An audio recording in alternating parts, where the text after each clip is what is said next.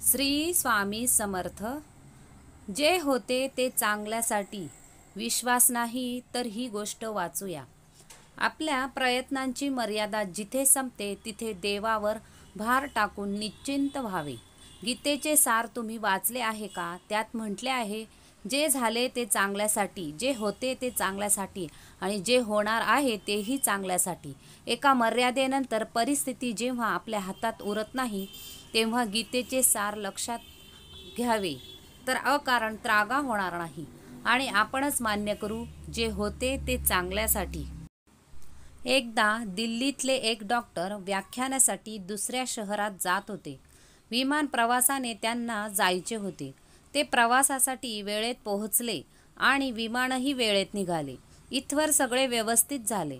आता व्याख्यानाचा नियोजित कार्यक्रमही वेळेत पार पाडावा, या विचाराने त्यांनी दीर्घ श्वास घेतला आणि आपला लॅपटॉप काढून व्याख्यानातील मुद्द्यांचा विचार करू लागले। प्रवास छान सुरू होता, परंतु काही काळातच हवामान बिघडले आणि विमान चालकाला दुसऱ्या विमानतळावर नाईलाजाने विमान उतरावे लागले। अवघ्या काही तासांचा प्रवास उरलेला असताना अशी गडबड झालेली पाहून डॉक्टर गोंधळले। वेळेत पोहोचलो नाही तर लोक ताटकळत राहतील व त्यांनी आयोजकांना फोन केला आणि आपण उतरलेल्या ठिकाणीच माहिती दिली। आयोजक म्हणाले, डॉक्टर साहेब, तुम्ही तिथून टॅक्सीने आलात तरी 3 तासात इथे पोहोचाल आणि कार्यक्रम वेळेत सुरू होईल। डॉक्टरांना मोठ्या मुश्किलीने तिथे जायला एक टॅक्सी मिळाली। डॉक्टरांनी टॅक्सी चालकाला पत्ता सांगून वेळेत पोहोचवण्याची विनंती केली। टॅक्सी चालकाने प्रवास सुरू केला, पण त्यालाही वादळाचा सामना करावा लागला। त्या वादळात आणि पाठोपाठ आलेल्या मुसळधार पावसात टॅक्सी चालक मार्ग भरकटला।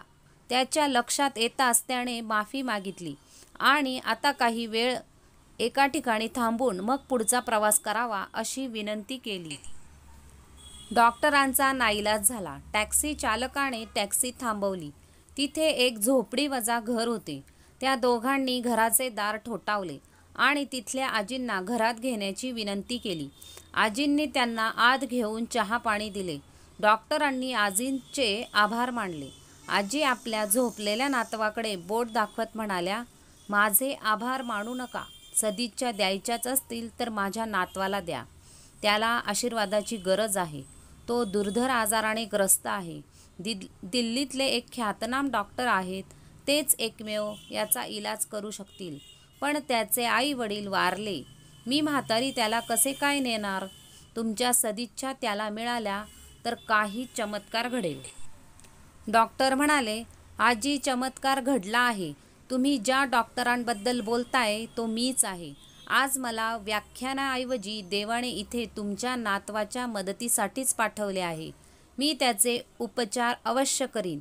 उगीच मी मगापासून राग करत होतो, परंतु म्हणतात ना, जे होते ते चांगल्यासाठीच। तुम्हाला हा व्हिडिओ आवडला असेल तर प्लीज व्हिडिओला लाईक आणि सबस्क्राईब जरूर करा। धन्यवाद। श्री स्वामी समर्थ।